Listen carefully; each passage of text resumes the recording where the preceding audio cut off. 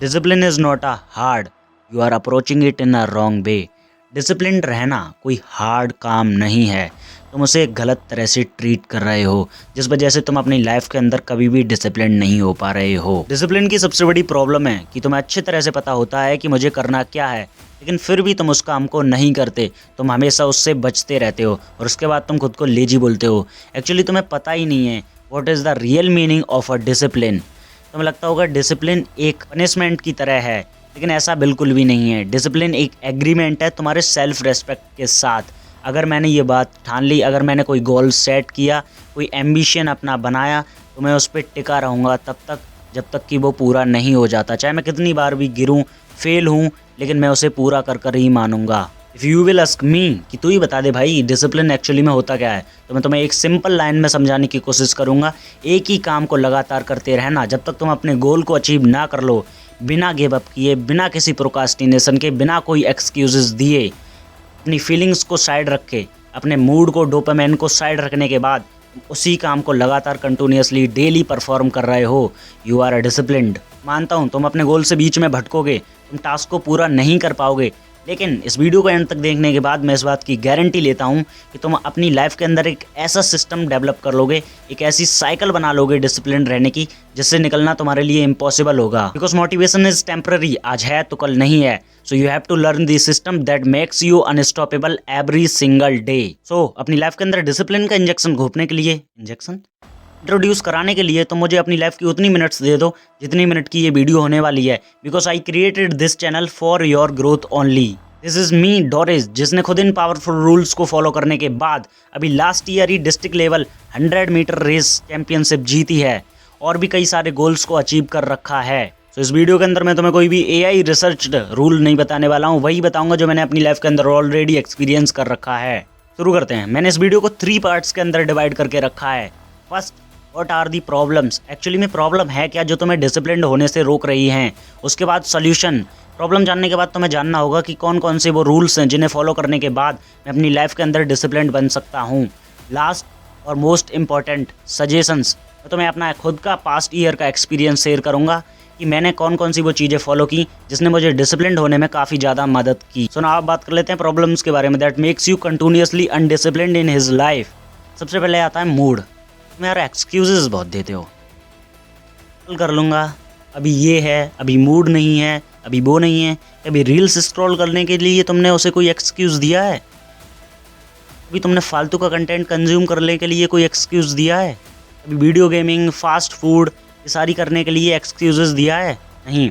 लेकिन जब बात आती है डिसिप्लिन रहने की, एक ही काम को लगातार करने की, बोरिंग फेज से गुजरने की, तो तुम्हारे एक्सक्यूजेस आ जाते हैं।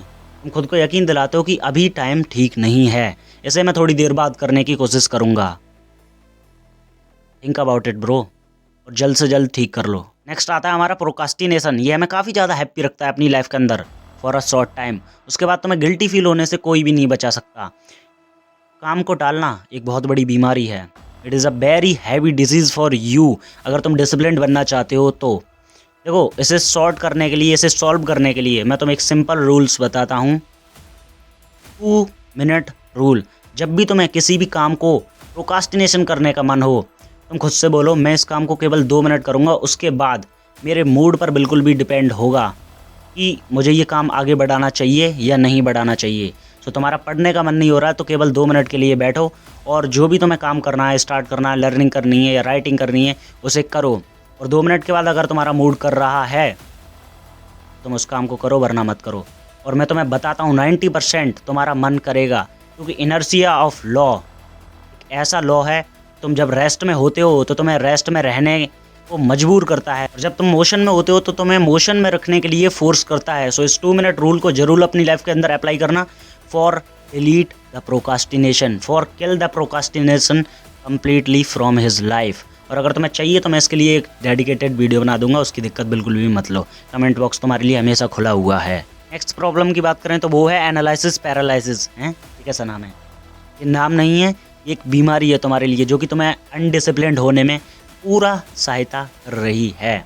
हाँ, जब भी तुम्हारा मन करता है कि काम स्टार्ट कर देना चाहिए तो तुम पूरे कंप्लीट नोटबुक लेकर बैठते हो, सारी चीज़ों को नोट करते हो, अच्छा टाइम टेबल बनाते हो, और वो टाइम टेबल वैल्यूएबल भी होता है क्योंकि तुमने उसे कई सारी रिसर्च के बाद, पास्ट के एक्सपीरियंस के बाद बनाया हुआ होता है। लेकिन क्या टाइम टेबल बनाने से तुम्हारा सारा काम हो जाएगा? Answer is obviously no. जब तक तुम अपने काम के ऊपर एक्शन नहीं लोगे, उस टाइम टेबल का कोई भी फ़ायदा नहीं होने वाला है। तो इसी बीमारी को हम बोलते हैं एनालिसिस पैरालिसिस। जब तुम मल्टीपल टाइम टेबल बना लेते हो, हर कुछ बना लेते हो, लेकिन एक टाइम का वेट करते हो, परफेक्ट टाइम कब आएगा, उस बीमारी को बोलते हैं एनालिसिस पैरालिसिस। नेक्स्ट आता है कंफर्ट जोन। तुम्हें पता है मैंने स्टार्टिंग में बोला था यू आर नॉट लेजी, लेकिन यहाँ पर मैं उस चीज़ को वापस लेता हूँ क्योंकि तुम में से कुछ लोग होंगे जो कंफर्ट जोन में ही पड़े रहते हैं। बेड पे पड़े पड़े फ़ोन चलाना, गेमिंग करना, फास्ट फूड बैठे बैठे खाते ही रहना, मूवीज़ देखना, सीरियल्स देखना, नेटफ्लिक्स एंजॉय करना और भी कई सारी चीज़ें। देखो कंफर्ट जोन तुम्हें शॉर्ट टर्म में हैप्पीनेस तो देता है, मैं मानता हूँ इस बात को, लेकिन लॉन्ग टर्म में तुम्हें हमेशा गिल्टी फील होता रहेगा और तुम बहुत ज़्यादा ओवर थिंकिंग भी करोगे। और मेरे अकॉर्डिंग कंफर्ट जोन कोई भी एक प्रॉब्लम नहीं है, इट इज़ अ हैबिट और तुम इसे ईजिली ब्रेक कर सकते हो अपनी डेली रूटीन के अंदर एक फिजिकल एक्टिविटी को ऐड करने के बाद।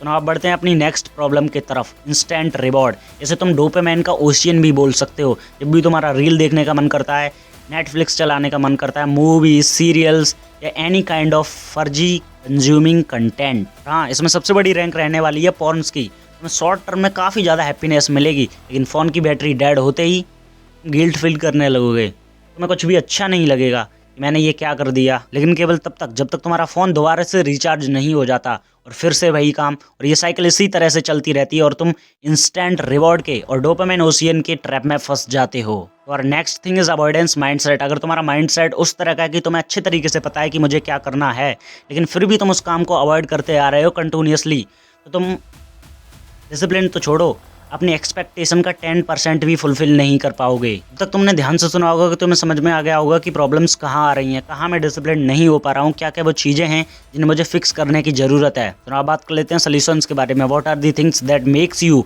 Disciplined in your life. देखो अगर तुम अपनी लाइफ के अंदर डिसिप्लिन को इंट्रोड्यूस करना चाहते हो तो तुम इस स्टेप को बड़े ध्यान से सुनना, because it is a most important step for your first disciplined journey. Small actions.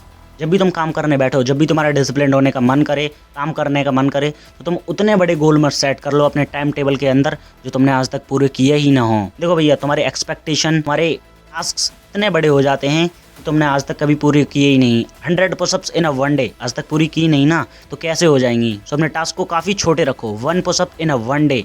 जब मैंने अपनी रेस की प्रिपरेशन स्टार्ट की थी तो मैंने पता है कितना गोल सेट किया था, कितनी एक्सपेक्ट की थी first day, 100 metre race in a one day. Expectation को फर्स्ट डे खुद से छोटा रखो। मेरे कहने का मतलब एक टाइम सेट करो और उस टाइम के अंदर हैबिट को ट्राई करने की कोशिश करो, अपने गोल पर पहुंचने की कोशिश मत करो। और तुम्हें हैबिट को अगर ट्राई करना है, उसे अचीव करना है, कैसे एक हैबिट डेवलप होती है, तो मैं तुम्हें एक चीज़ बताना चाहता हूँ।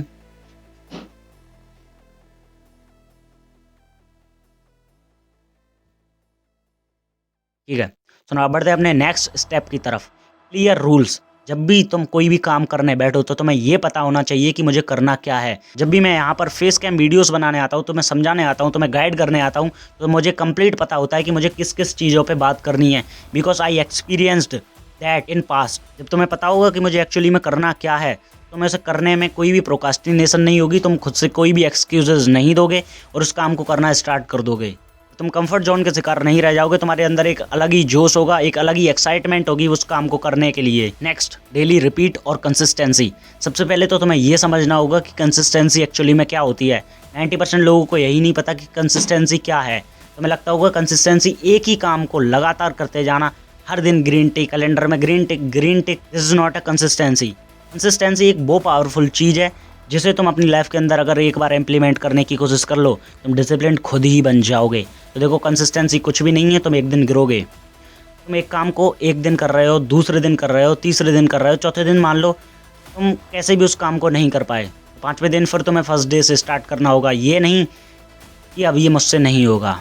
और ये पता कब हो पाएगा, जब तुम स्मॉल एक्शंस लोगे, वरना तुम बर्नआउट होकर खुद ही सब कुछ बंद कर दोगे। लास्ट और मेरा फेवरेट, डिस्ट्रैक्शन। देखो एक कंसिस्टेंट पर्सन बनने के लिए तुम्हें डिस्ट्रैक्शन को परमानेंट किल करना पड़ेगा।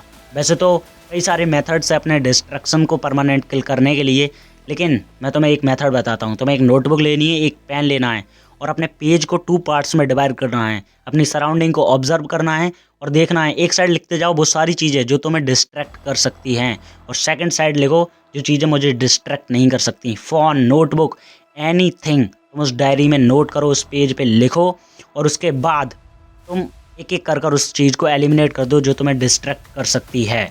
अपने डिस्ट्रैक्शन को किल कर सकते हो, लेकिन फिर भी मैं तुम्हें सजेस्ट करूंगा कि इस वीडियो को देखने के बाद एक बार इस वीडियो को और विजिट कर लेना, how to kill distraction permanently.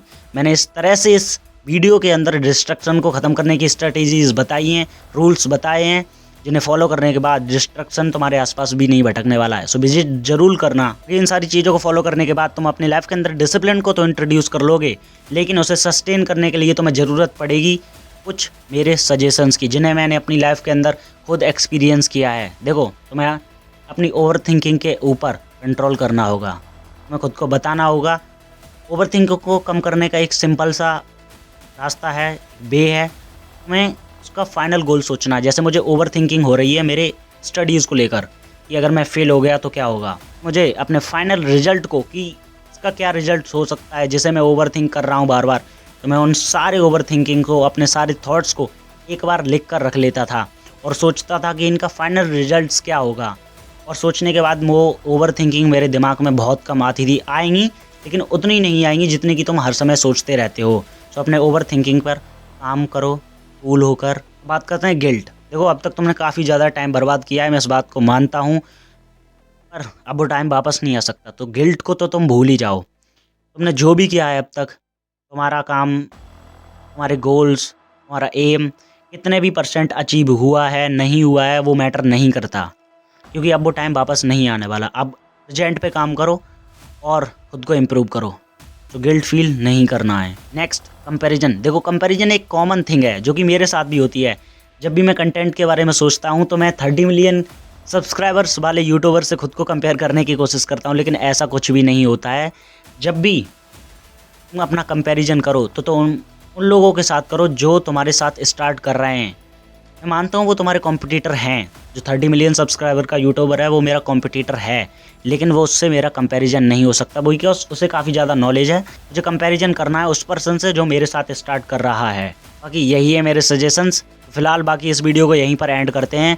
और अब तक तुम इस वीडियो को वॉच कर रहे हो तो तुम्हारी अटेंशन 100% प्रॉफिटेबल है, और इसी अटेंशन के साथ बने रहो। You can grow easily in his life. और इस चैनल को सब्सक्राइब करना तुम्हारे लिए काफ़ी लॉजिकल रीजन है, बिकॉज तुम्हारी ग्रोथ इस चैनल के डिपेंड पे रहेगी। तो बाकी नेक्स्ट वीडियो एक्शन के ऊपर आने वाली है। ये जो प्रॉब्लम्स होती है ना, एनालिसिस, पैरालिसिस, प्रोकास्टिनेशन ट्रैप, इन सब का खात्मा होने वाला है। इस पूरी किताब को मैंने कम्प्लीटली पढ़ लिया और इसका पूरा घोल तो मैं उस वीडियो के अंदर देने वाला हूँ कि कैसे स्मॉल हैबिट्स क्रिएट होती हैं और कैसे उन्हें फॉलो करते हैं। बाकी तब तक के लिए स्टे स्ट्रांग,